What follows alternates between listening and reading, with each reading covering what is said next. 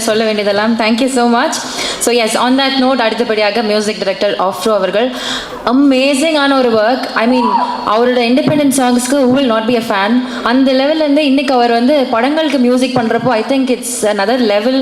உங்களை இந்த படத்தில் 2 பாடல்களுமே வந்து ஒரு வைபிங் ட்ரெண்டிங் சாங்காக வந்து இப்போ மாதிரி இருக்குது. Very happy about it. ஒரு இண்டிபெண்டன்ட் மியூசிஷியன்லேருந்து இப்போ இன்க்ரெடிபிளான ஒரு music director. Very happy. Afro sir, can we have a few words from you please?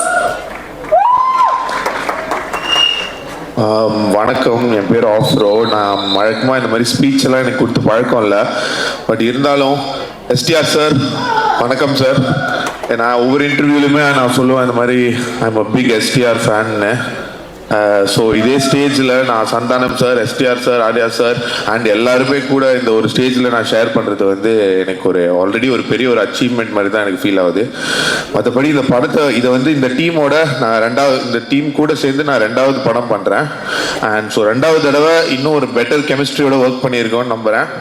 And இந்த படத்தில் நான் வழக்கமாக நிறைய இண்டிபெண்டன்ட் மியூசிஷியன்ஸ் கூட ஒர்க் பண்ணுவேன். இந்த படத்தில் ஸ்பெசிஃபிக்காக கெலித்தி அப்படிங்கிற ஒரு ஆர்டிஸ்ட்டுக்கு எழுதியிருக்காரு இந்த படத்தில்.